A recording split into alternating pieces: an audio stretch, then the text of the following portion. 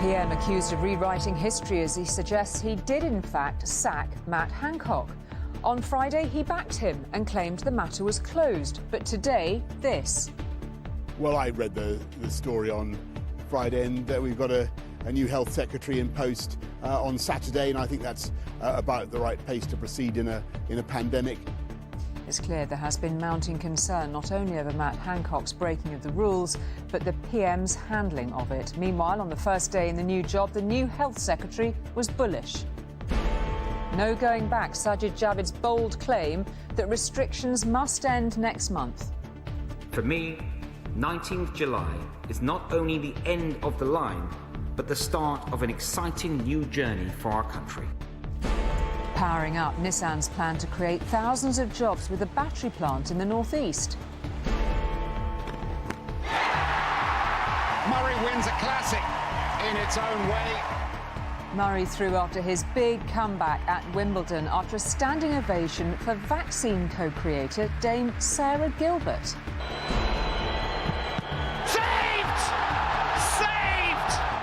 You just saw it, world champions France go out of the Euros on penalties. Now the mission is to keep England's players calm before tomorrow's big match. They won't be as kind of worried about what's gone before. They'll be very much focused on them, their own performance. They'll be focused on the opportunity that's ahead of them. And popping up to Scotland with William, but did the Queen find out the secrets of its most famous fizzy drink?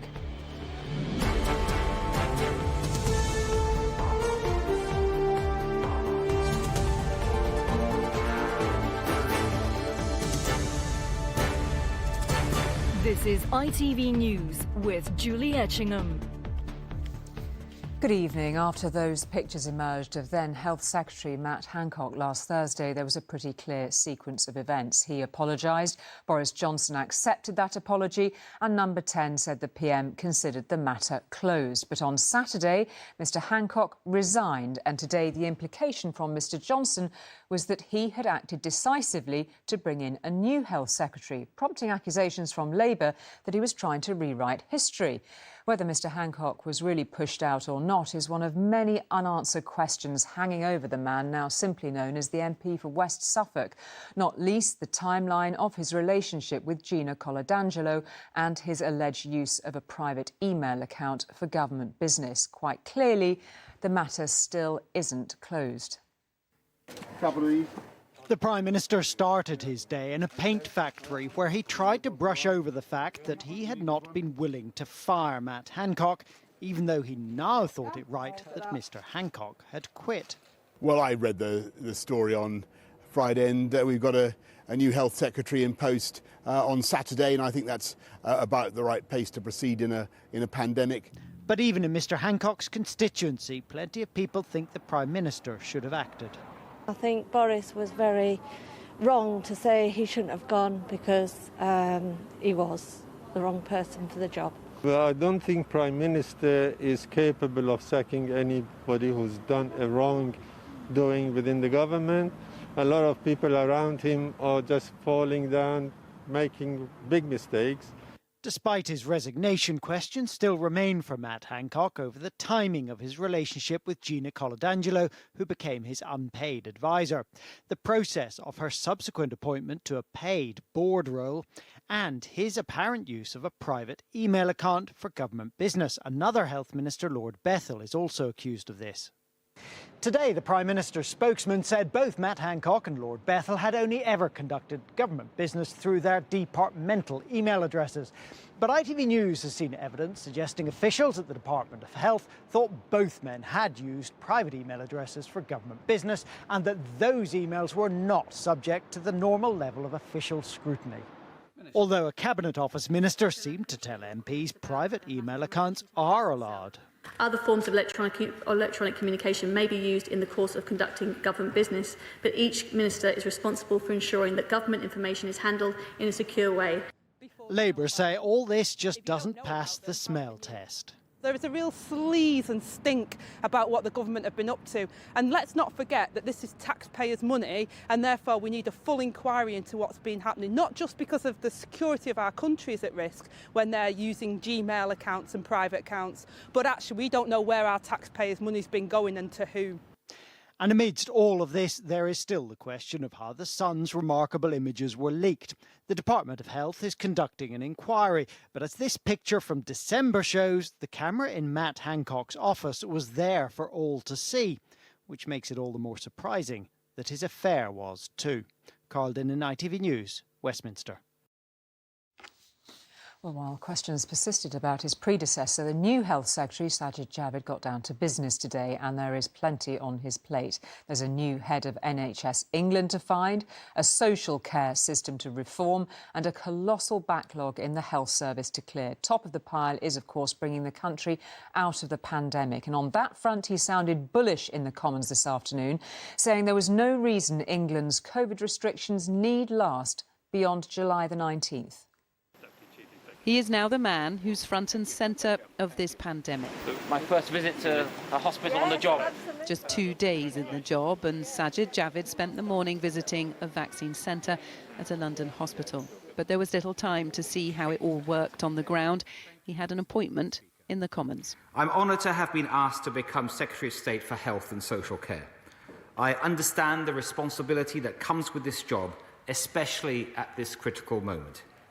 And then, for his first announcement as Health Secretary, he gave the news we had all been waiting for. Whilst we decided not to bring forward Step 4, we see no reason to go beyond the 19th of July.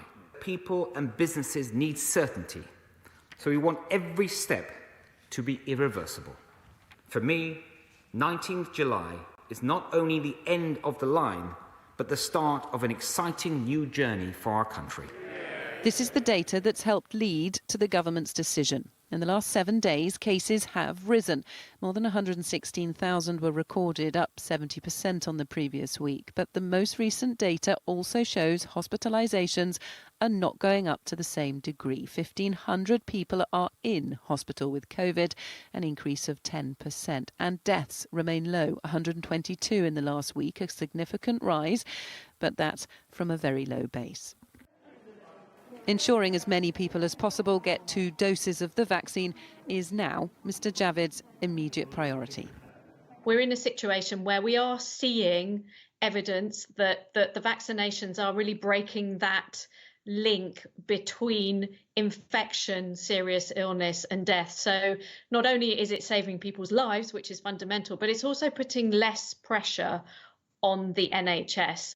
Booster jab in the autumn would also protect us further, and results from a study of mixing vaccines suggest having a different jab could work better.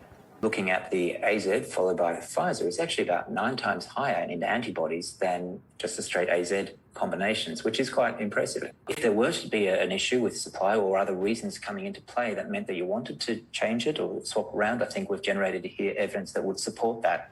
There are no plans to change the vaccine strategy yet, but with more and more evidence of their success, Congratulations. the government can have more confidence in our future. And we can speak to Emily now. And we should stay with that question about the race to get people jabbed and double jabbed in particular. There's been some confusion today about what the message is for young people in terms of getting that second jab in. What should we know about that, Emily? Well, there have been some reports today and over the weekend that some younger people have been offered their second dose sooner than the 12 weeks than they're supposed to, or than what the guidance is. Now, I've certainly spoken to some people today who've gone off to walk-in centres or off to stadiums to get their second dose as early as 4 or 5 weeks after their first. They say they simply want to get protected, and many of them have got plans post the 19th of July. Now, there isn't anything particularly wrong or dangerous about doing this, but the guidance states very clearly that you must wait 12 weeks after your first dose if you're under 40, and there are many reasons why that guidance is in place. Perhaps most obviously is so that the most vulnerable can be double dosed first, but secondly, and perhaps most importantly, the longer you wait between the gap between the first dose and the second dose, the bigger and the better immune response you have, even if you've had the Pfizer vaccine. There's overwhelming evidence now to suggest that you get a higher level of antibodies if you wait longer. Now, NHS England and the JCVI are aware of this. I've spoken to them this afternoon. I understand that many of them are frustrated. They want health officials on the ground to follow the guidance and stop doing this. The JCVI is made up of some very eminent scientists who crunch this data every single day, and their advice is really clear. In the long run, it's better to wait. OK, that's very clear from you too, Emily. Thank you very much, as ever, for that. And we can speak now to Robert to reflect a bit on what we heard from the new Health Secretary, Sajid Javid, today. And some of the language that he was using struck a lot of people as incredibly sort of bullish, Robert. What risks are there with that, do you think? Well, look, he said, having looked at the data, he saw no reason not to lift all the restrictions on us on July the 19th, the planned date.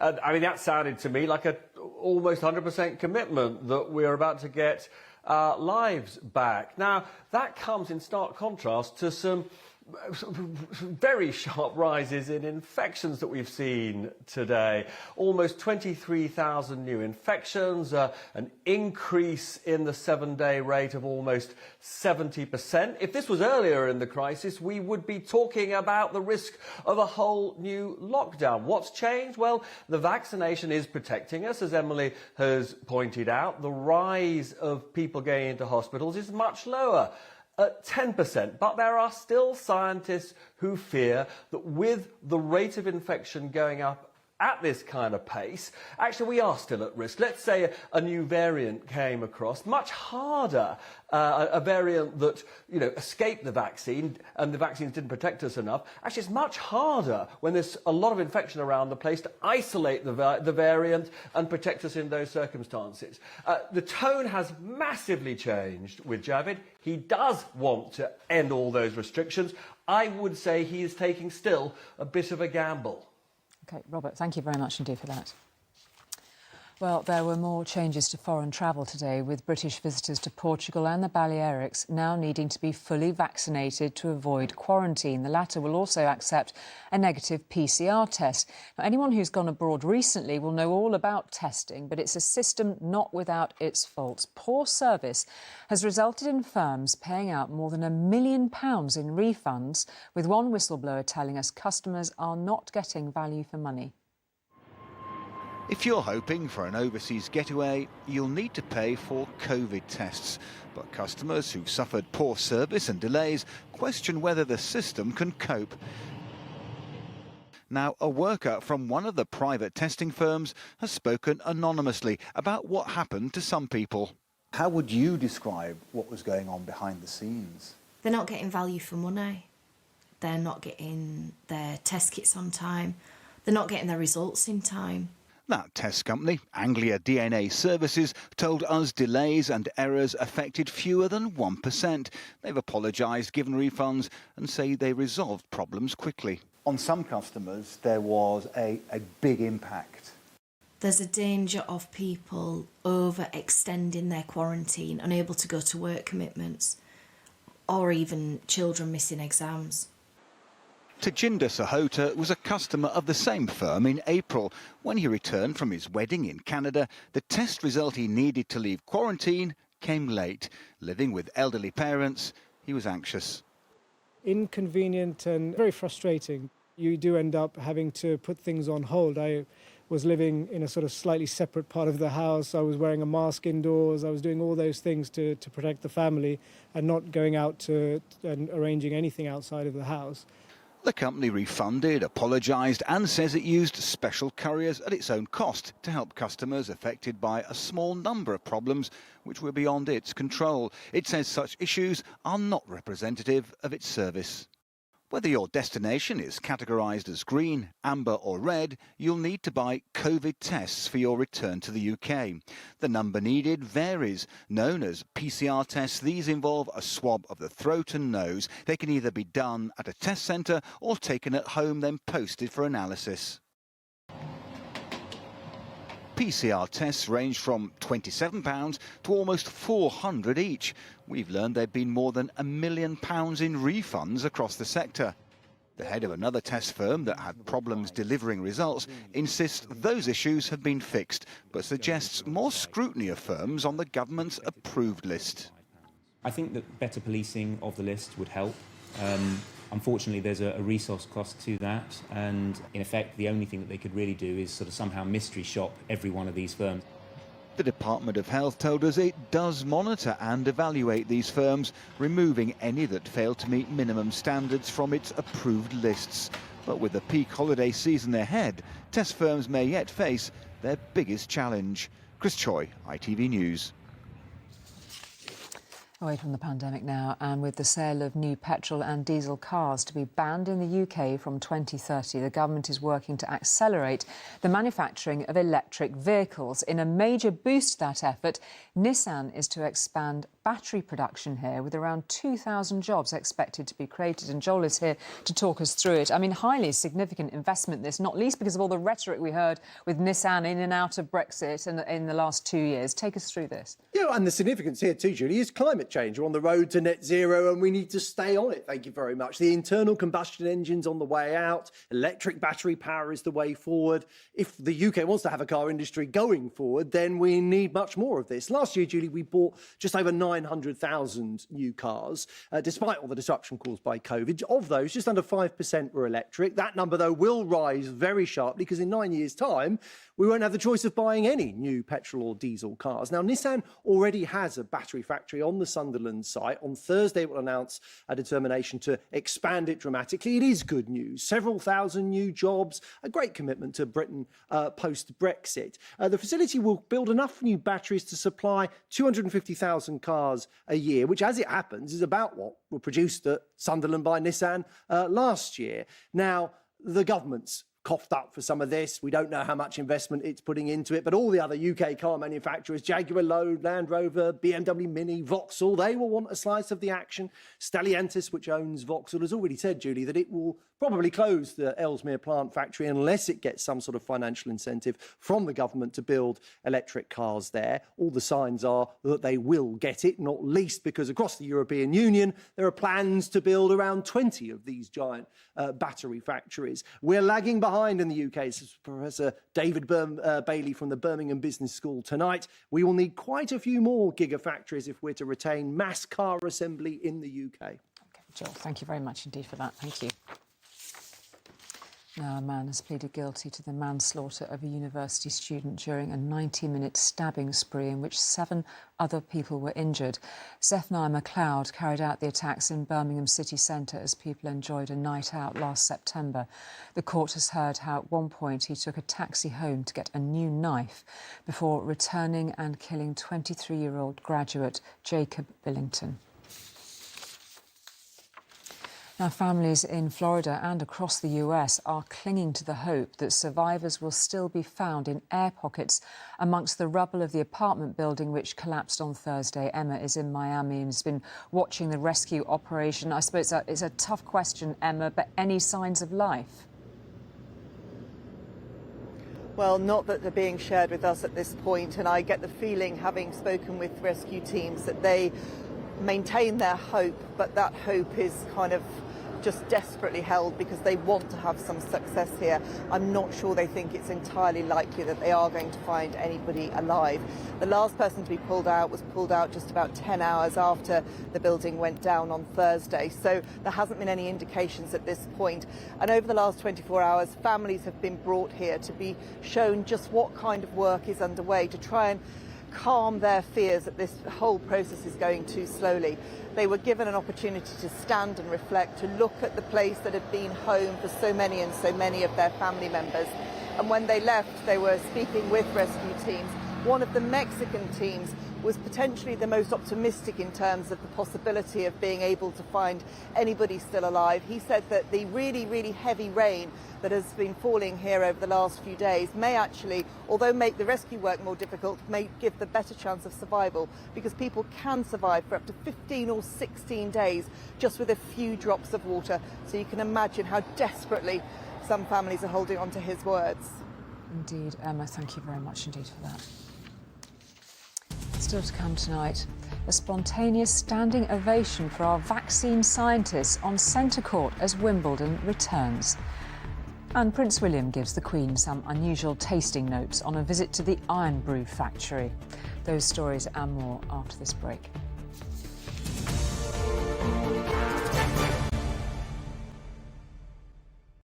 It was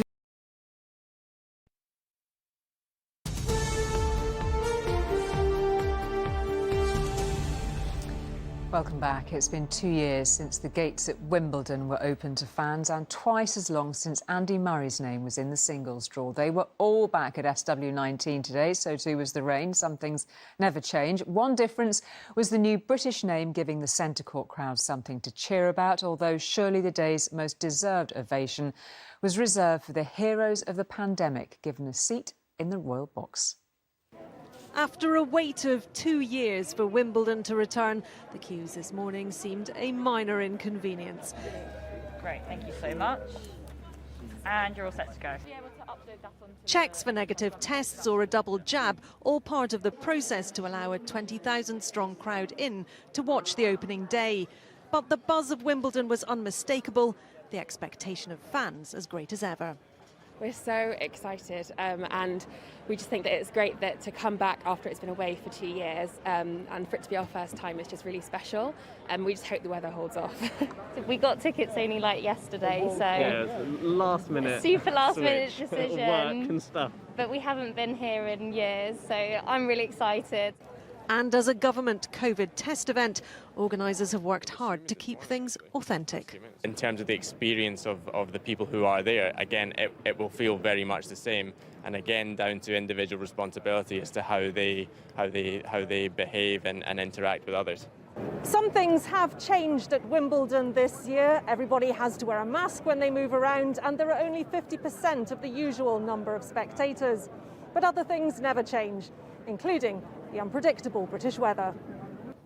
Covers on meant play delayed outside, but under the protection of centre court's roof, a standing ovation for Dame Sarah Gilbert, the woman behind the Oxford COVID vaccine, before the opening men's singles match. First up, 19-year-old British wildcard Jack Draper and world number 1 Novak Djokovic.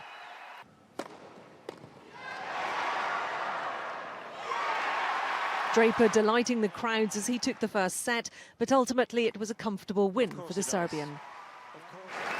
And then as the sun appeared, so did Andy Murray, back for the first time in 4 years. For a while it felt like the old days, Murray winning 2 sets. But then he slid from 5-love up to serving for the third against Nicholas Basilashvili, who took it 7-5.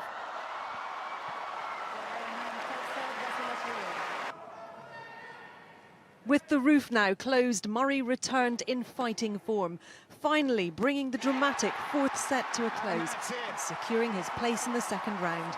As comebacks go for tennis and Murray, they don't get much better than this. Martha Fairley, ITV News, Wimbledon. Isn't that great to see? And just in case you hadn't noticed, it's been a night of high drama at the Euros. 14 goals in 2 games, with one of the big favourites, France, knocked out by Switzerland. The 2018 World Cup winners looked in control when they went 3-1 up in the second half, but they were stunned as Switzerland equalised in the 90th minute to take the game to extra time. And worse was to come for Les Bleus when it went to penalties and Kylian Mbappe's decisive strike was saved, sparking wild Swiss celebrations. Elsewhere, Croatia scored twice in the last 5 minutes to take their match with Spain into extra time. But it was the Spanish who came out on top, though, scoring 2 quick goals of their own, and they will now meet Switzerland in the quarter-finals. So it'll be pretty hard to top all of that, but tomorrow night there's quite a spectacle in store, in case you haven't heard. England take on Germany, roared on by 45,000 fans at Wembley. History tells us that since their 1966 World Cup triumph, England have lost every knockout game against their rivals, and no one feels that more acutely, of course, than manager Gareth Southgate. He insists, though, that history won't weigh heavy on his youthful side. Venturing out of their base camp bubble in Middle England, and then arriving in London to a very small taste of what this match means. but its historical significance England continue to play down.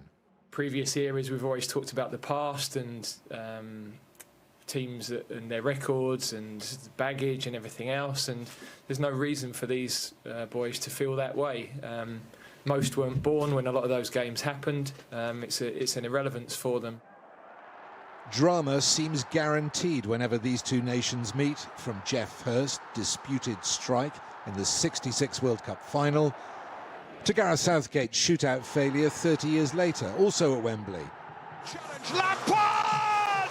And Frank Lampard's ghost goal in 2010 when Germany dumped England out of the World Cup in South Africa.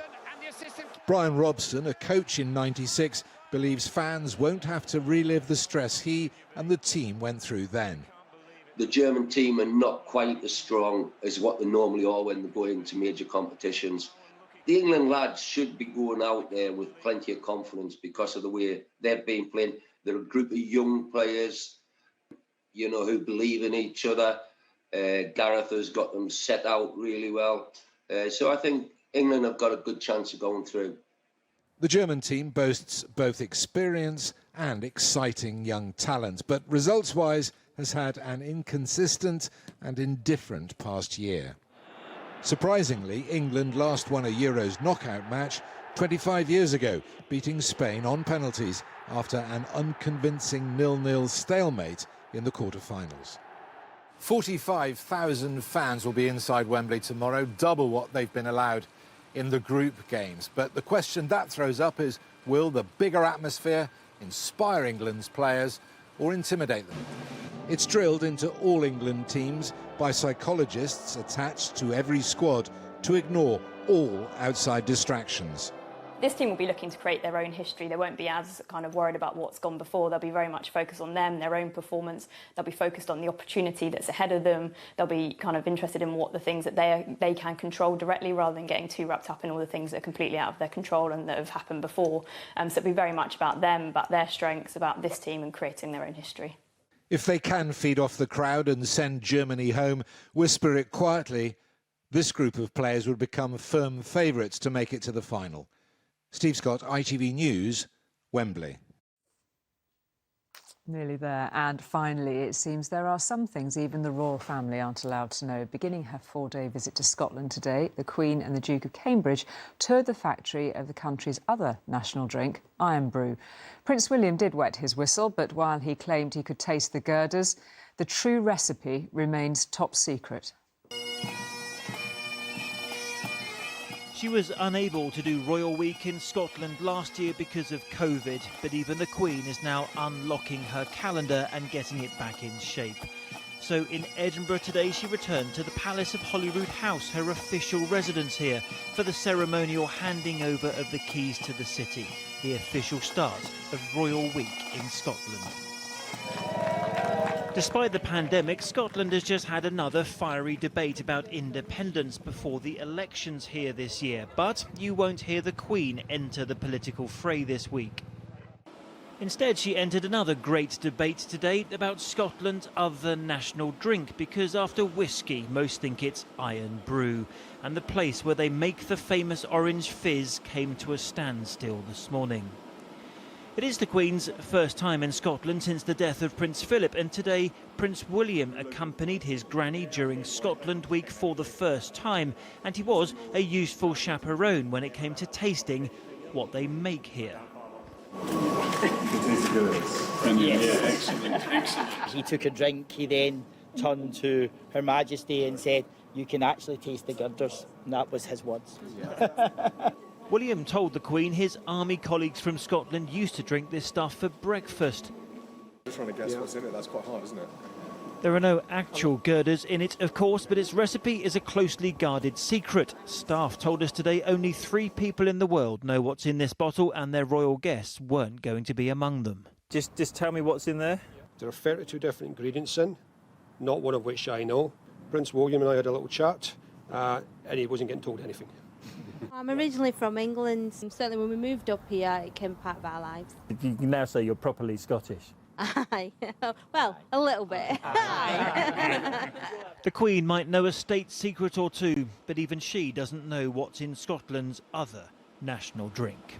Chris Ship, ITV News, Cumbernauld. And that's it from us. It's been a bit of a late one, hasn't it? We'll have all the reaction from the football tomorrow night when we might need something a bit stronger than Iron Brew. Till then, good night. Thanks for watching.